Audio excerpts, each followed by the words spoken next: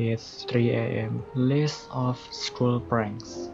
School prank is a prank primarily occurring in a school setting.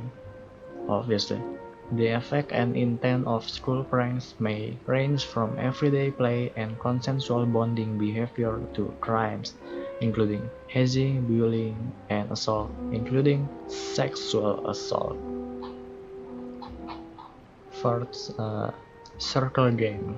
The objective of the circle game or basic killer is to form a circle with one thumb and forefinger. Basically, it's the OK gesture, and get someone else to look at it. If the person looks, the gesture maker gets to hit them, or is simply considered out or killed. In some variations, the target can put their index finger through the hole without looking at it, and thereby win the right to punch the maker of the gesture. I need to try that. Flat tire or flat foot. The heel of a victim is trodden upon, which may cause the victim to fall. Stepping on the rear portion of the shoe as the foot lifts and thereby removing it is also a heels variant, known as a flat tire or score. A variant is to kick one's heel forwards as it lifts, known as an airwalk. Indian burn. This is a prank done by grasping the victim's forearm firmly in both hands and then twisting the hands in opposite direction about the victim's arm to stretch his or her skin, making it red and sore. Known primarily as a Chinese burn or a snake bite in the United Kingdom, Ireland, Australia, donkey bite or Chinese bengal in South Africa. Do I need to read all of this?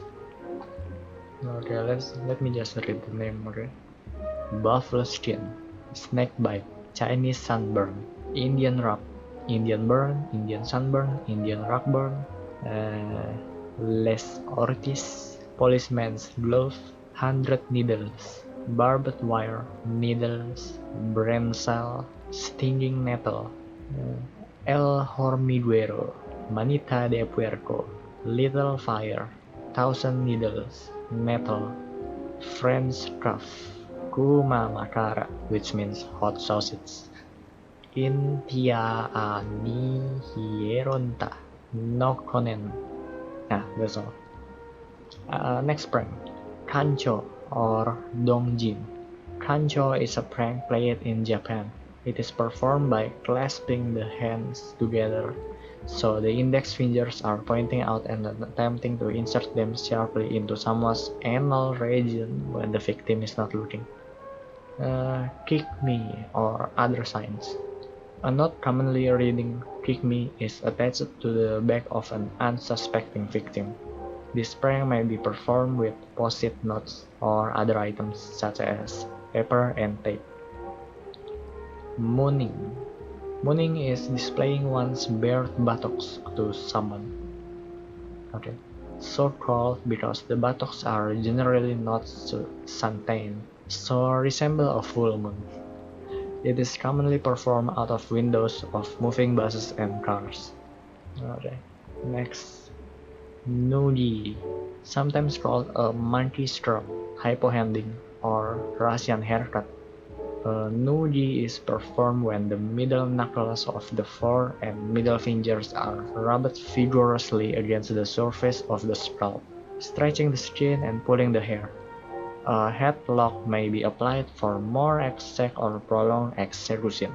This will trap the victim. The headlock nugi is called La Savonnette du Chef, which means the chief's bath soap. Soap means soap, like bubbly soap, in the area around Toulon, France. Also described as a scrully in Australian playgrounds circa 1980s. An open-hand variant known as the Dutch rub is performed with the heel of the hand. In the Czech Republic, nugi is called peanut. Pancing, also known as flagging, depancing, and various other names, is the act of pulling down a person's trousers and sometimes also the person's underpants which reveals the person's genitalia. The most common method is to sneak up behind the intended victim, grab the waistband of the garment, and apply a quick downward tug before the victim becomes aware. Shoelacing. This prank involves the tying of a victim's shoelaces together, typically while the victim is seated and distracted. The laces may also be tied to a nearby object such as a chair leg.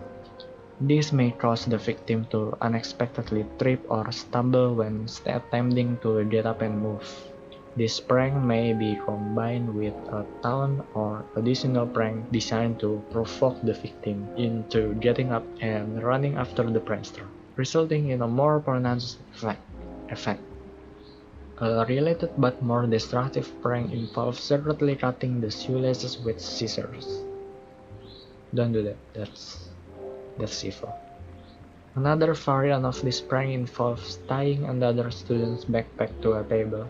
This is often done at lunchtime to cause panic when the bell rings for students to go back to class, and the victims only then realize they are predicament. Now that's evil.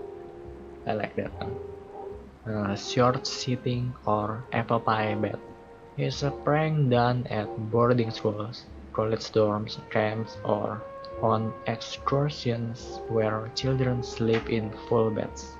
The top half of a bed sheet is tucked in at the head end of the bed to make it look like an undersheet. Then the bottom end is folded back toward the head to make it look as if it is a top sheet. The victim will find that trying to get in between the two sheets resulting in their legs colliding with the folded middle section, thus shortening the bed length, also known as a wallet bed in France and as an apple pie bed in the UK. An apple pie bed sometimes involves sewing up the sheets with a needle and thread so that it is impossible for the prankee to get in, and requires a degree of effort to make the bed usable again. This is a prank for a man of sheer fucking will, a man of commitment. Next is spitball. A spitball is a clump of paper that the prankster has chewed and made wet with saliva to be thrown, spat, or blown at a person or object. That's disgusting. If not removed from some types of surface, they dry and harden into a sort of paper cement. Small spitballs are often propelled by placing them in a straw or the shaft of a disassembled hollow pen and blowing through the other end. Larger spitballs are sometimes flicked with the fingers, a flexible ruler, or through the use of a rubber band. Sometimes whole sheets of paper are crumpled and inserted into the mouth for a period of up to 5 minutes to form a large spitball that is usually thrown manually. Why people do it? Swirly. The act of holding the victim upside down and dunking their head in a toilet bowl while flushing water.